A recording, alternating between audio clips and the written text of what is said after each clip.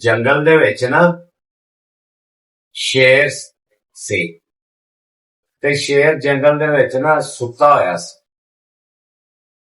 ਇੱਕ ਚੂਹਾ ਆਇਆ ਤੇ ਆਣ ਕੇ ਉਹਦੇ ਵਾਲਾਂ ਤੇ ਚੜ ਕੇ ਨਾ ਤੇ ਗੁਦਗੁਦੀਆਂ ਕਰਨ ਲੱਗ ਗਿਆ, ਖੇਡਣ ਲੱਗ ਪਿਆ। ਤੇ ਸ਼ੇਰ ਜਦੋਂ ਉੱਠਿਆ ਨਾ ਤੇ ਉਹਨੇ ਚੂਹੇ ਨੂੰ ਫੜ ਲਿਆ ਤੇ ਚੂਹਾ ਕਹਿੰਦਾ ਕਿ ਯਾਰ ਮੈਨੂੰ ਛੱਡ ਦੇ। ਬੜਾ ਉਹਨੇ ਤਰਲੇ ਸ਼ਰਲੇ ਕੀਤੇ ਤੇ ਬੜਾ ਨਾ ਤਰਲੇ ਕਰਕੇ ਉਹ ਛੁੱਟਿਆ ਸ਼ੇਰ ਕੋਲ ਤੇ ਸ਼ੇਰ ਨੂੰ ਕਹਿੰਦਾ ਜਾਣ ਲੱਗਾ, ਨਾਲੇ ਭੱਜ ਪਿਆ ਤੇ ਨਾਲੇ ਜਾਣ ਲੱਗਾ, ਕਹਿੰਦਾ ਕਿ ਮੈਂ ਤੈਨੂੰ ਕਦੀ ਨਾ ਇਹ ਆਸਾਨ ਦਾ ਬਦਲਾ ਚੁਕਾਵਾਂਗਾ। ਕੋਈ ਵਕਤ ਹੋਇਆ ਤੇ ਜੰਗਲ 'ਚ ਨਾ ਸ਼ਿਕਾਰੀ ਵੜ ਗਏ।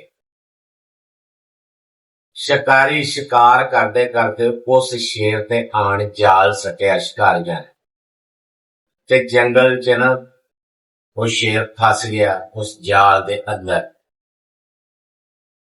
ਜਦੋਂ ਫਸ ਗਿਆ ਨਾ ਤੇ ਉੱਥੇ ਫਿਰਦਾ ਟੁਰਦਾ ਚੂਹਾ ਵਾਪਸ ਫੇਰ ਆ ਗਿਆ ਜੰਗਲ, ਜਿੱਥੇ ਸ਼ੇਰ ਜਾਲ ਦੇ ਵਿੱਚ ਫਸਿਆ ਹੋਇਆ ਸੀ। ਚੂਹੇ ਨੇ ਕੀ ਕੀਤਾ, ਆਪਣੇ ਦੰਦਾਂ ਨਾਲ ਜਾਲ ਸਾਰਾ ਟੁੱਕ ਕੇ ਨਾ ਤੇ ਉਹਨੇ ਸ਼ੇਰ ਨੂੰ ਆਜ਼ਾਦ ਕਰਵਾਇਆ। ਆਜ਼ਾਦ ਕਰਵਾ ਕੇ ਕਹਿੰਦਾ ਕਿ ਲੈ ਯਾਰ, ਤੇਰੇ ਅਹਿਸਾਨ ਦਾ ਬਦਲਾ ਜਿਹੜਾ ਨਾ ਉਹ ਚੁੱਕ ਗਿਆ ਹੈ। ਉਸ ਟਾਈਮ ਤੂੰ ਮੈਨੂੰ ਛੱਡਿਆ ਸੀ ਤੇ ਅੱਜ ਮੈਂ ਤੈਨੂੰ ਛੁਡਵਾ। ਤੇ ਅੱਜ ਦੇ ਦੌਰ 'ਚ ਚੌਧਰੀ ਸਾਹਿਬ, ਅੱਜ ਦੇ ਦੌਰ 'ਚ ਜੇ ਕੋਈ ਸ਼ੇਰ ਆ ਜਾਵੇ ਨਾ ਆਪਣੇ ਜਾਲ ਦੇ ਅੰਦਰ ਤੇ ਜਿਹੜੇ ਅੱਜ ਕੱਲ ਦੇ ਚੂਹੇ ਨੇ ਨਾ ਉਹ ਫੜ ਕੇ ਤੇ ਸਲਾਈ ਲਾਉਣ ਲੱਗ ਪੈਂਦੇ ਆ ਵੀ ਇਹ ਜਾਲ ਦੇ ਵਿੱਚੋਂ ਬਾਹਰ ਨਾ ਆ ਜਾਵੇ, ਵੀ ਇਹ ਵਿੱਚ ਫਸਿਆ ਨਾ ਇਹਨੂੰ ਹੋਰ ਫਸਾਓ।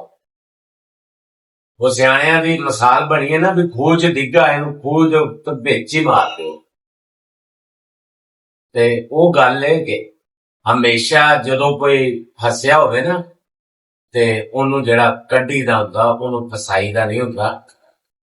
ਜੇ ਕਿਸੇ ਤੇ ਬੁਰਾ ਵਕਤ ਆਵੇ ਨਾ ਤੇ ਉਹਨੂੰ ਕੋਸ਼ਿਸ਼ ਕਰੀ ਦੀ ਹੁੰਦੀ, ਉਹਦੇ ਨਾਲ ਮੋਢਾ ਲਾਈਦਾ ਹੁੰਦਾ, ਉਹਦੇ ਆਸਰਾ ਬਣੀਦਾ ਹੁੰਦਾ ਕਿ ਇਸ ਜਾਲ ਦੇ ਵਿੱਚੋਂ ਬੰਦਾ ਨਿਕਲ ਜਾਏ। ਹੱਸਦੇ ਰਹੋ ਤੇ ਵਸਦੇ ਰਹੋ।